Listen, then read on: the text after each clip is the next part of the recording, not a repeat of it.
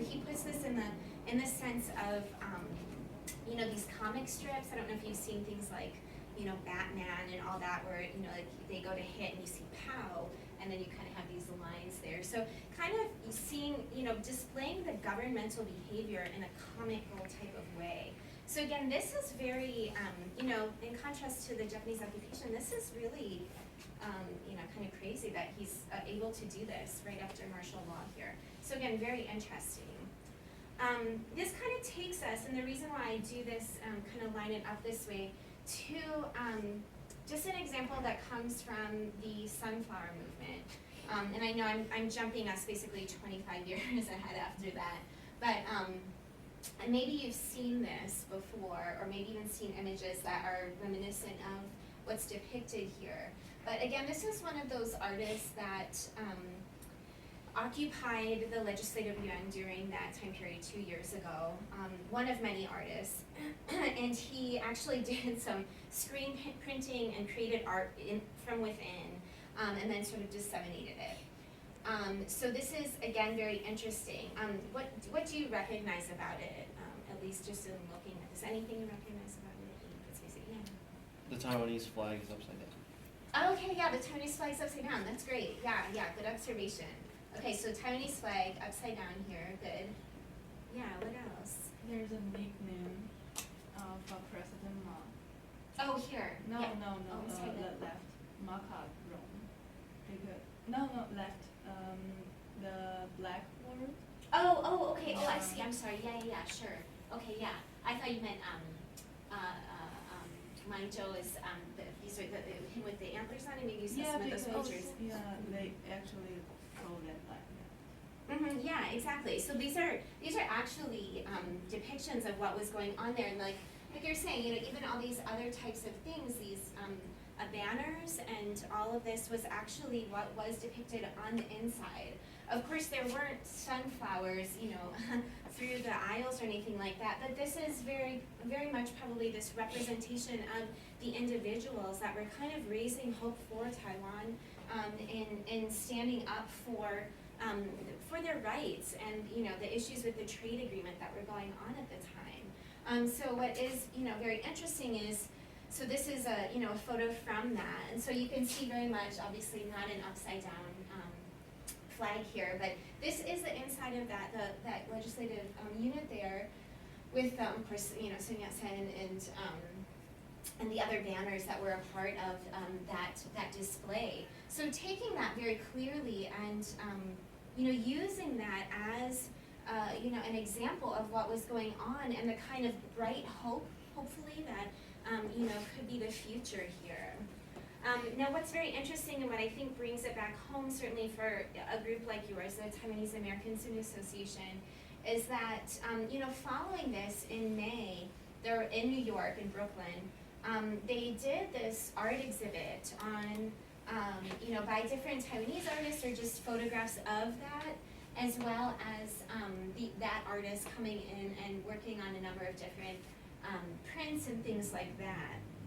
And so what we find is that Taiwanese Americans even really, you know, obviously, like you, have become more aware of the situation in Taiwan and are working to make people aware of it in the United States, so that more people can understand this type of movement that's going on all the way across the world.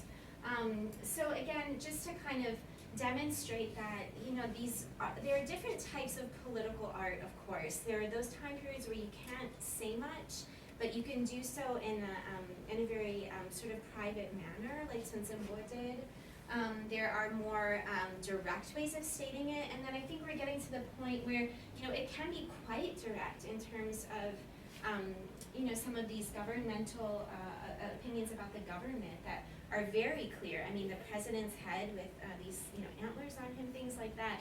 These kinds of things were unheard of before, and certainly in China, even, you know, you can't do anything like that. So we've come a long ways, but there's still a lot of history involved, even in what is occurring today. So certainly, as you think more ahead about, you know, what it means to be Taiwanese American, you know, and finding your voice, finding your place. I'm certainly not saying that you have to become part of a political movement at all. That's not not my point at all. But just that awareness is so important. Knowing even where your families have come from, the type of history they have gone through, the challenges they have faced, and how resilient they have been to live through this and to not complain about it. I mean, a lot of my family, I'm so surprised. I've never heard a single complaint about it from them. So. In any case, I'll stop there because I know I'm a little bit over here. But if you have any questions or comments, certainly let me know, or we can wait till later to do that as well. What do you think is best? Yeah, do you guys anyone have questions for Dr. Mathison?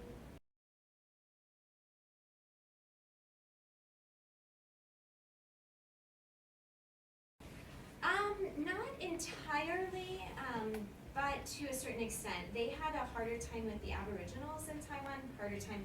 They would actually originally started killing them, of course, but then later tried to kind of make a barter system with them to kind of trade off no attacks from the Aboriginal families in order to maybe gain some certain territories or even get some other types of products.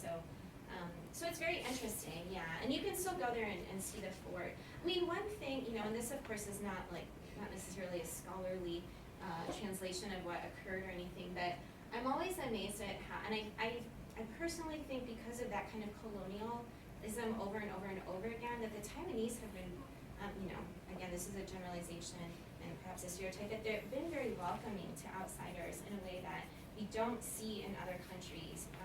Partially because they've become accustomed to a lot of people coming into this really beautiful island and trying to take over for different reasons, make use of the land and things like that. So. Yeah, I only asked because I think this was also during the time of the Edo period in Japan, and yeah, they were completely isolated. The Dutch were the only people they would trade with. They can only trade exactly. one city. So. Yeah, no, and that's a really good point because they actually, they were going through the areas in Yokohama in Japan, and then this southern seaport in Taiwan there, and then they were actually the Dutch were really very smart economically speaking. They were doing lots of perfect trade, so they were getting things from Japan that they knew would be worthwhile in areas of India or even Europe. And they were trading it for the cheaper rate for things that were coming from elsewhere. So it was very, very clever in terms of what type of work they were doing there at that time. But yeah, no, that's a good connection. That's exactly what was happening. Yeah. Other questions or comments? Any ideas? Yeah. What class do you teach here at Ohio State? What's it called? Yeah, so normally I teach an East Asian survey, and I have inserted into it in the East Asian survey a section on Taiwan too. And I'm always very proud to tell the Tsunsunbo family that any student, any of the 80 to 100 students that come through my class, if they attend class, do see Tsunsunbo's works. Because again, I think it's a very important part of that history right there. You can't be without it really, and get a full understanding. And then I teach an Arts of China class. I've had a couple students in that, and then I have taught the Art of Taiwan class. I'm hoping that will come up again in a year and a half or so. But that's an upper level class, and then the modern Chinese art course I teach in the fall. So yeah, which I will also talk about Taiwan in there too. I did it in the Arts of China course last semester too. So it's taking over. Yeah. Other questions or comments? I know you didn't really cover it today because a lot of it was more the political side of the art, but Sure. Has there been any study done of Aboriginal art, if there's any, and are there comparisons to how kind of the before and after kind of the occupation and the political movements and everything? Yeah, there's been a real resurgence of, probably in the last 5 to 7 years of Aboriginal art, and really trying to find these artists and have them display in places like the Taipei Fine Arts Museum even, and the Kaohsiung Museum. I know they actually had this concerted effort to do that, which is fantastic, I think.